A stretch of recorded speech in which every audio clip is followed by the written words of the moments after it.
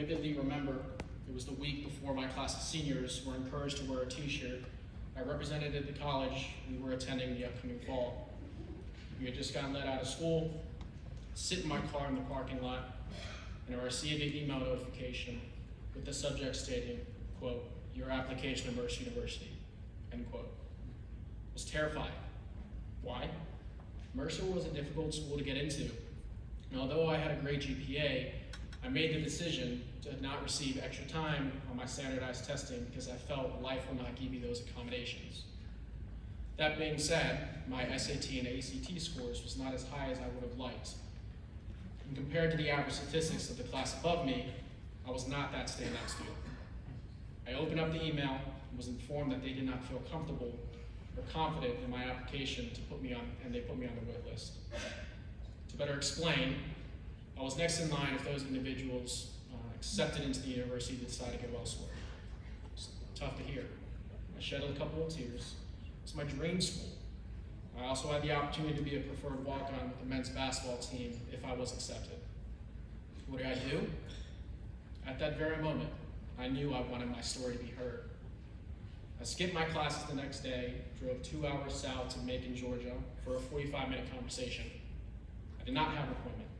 I did not inform my academic advisor that I was coming down. I didn't even inform my parents that I was waitlisted at that time. So I arrived on campus the next morning, bright and early at 9 a.m. I luckily was able to wait for an opening at 10 o'clock with my academic advisor. I told her my story and the reason why I wanted to attend the university. A week and a half later, they followed up on that email chain and informed me that I was accepted into the institution for the upcoming fall.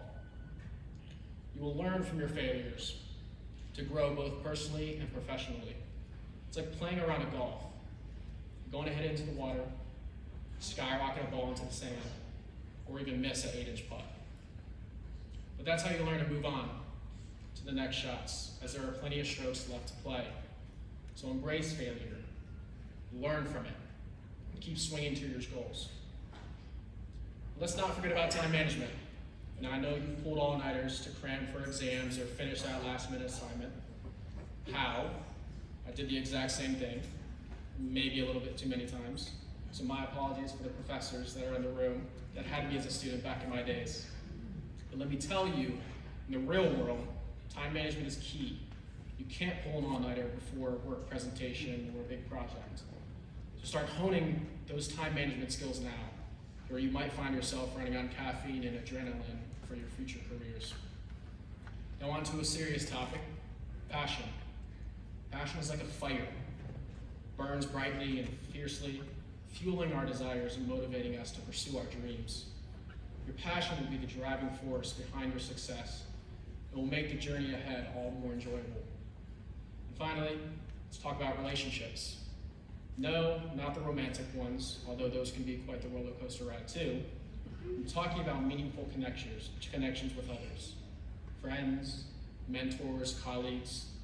They are the ones who will celebrate your victories, lend a hand during tough times, and share your joys and sorrows.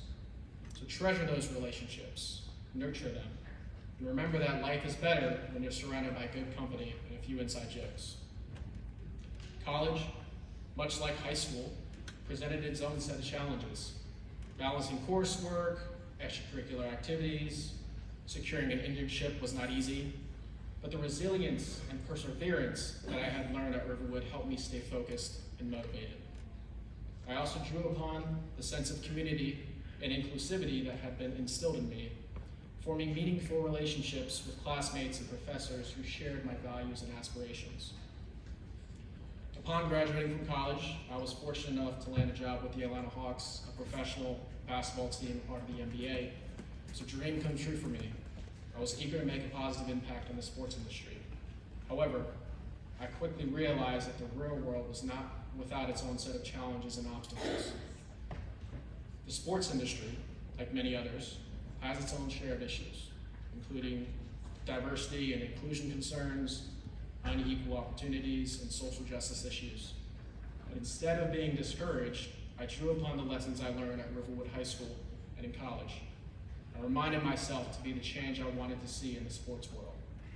Just as Gandhi had said, I recognize that I had the power to make a difference, no matter how small, by being a leader.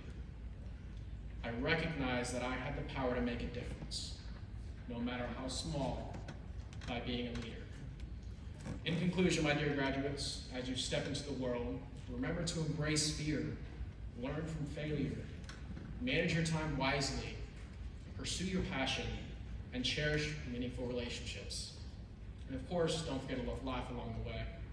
Congratulations on this incredible milestone, and may your future be filled with boundless opportunities and plenty of hilarious anecdotes to share. Thank you, and best of luck to the class of 2023.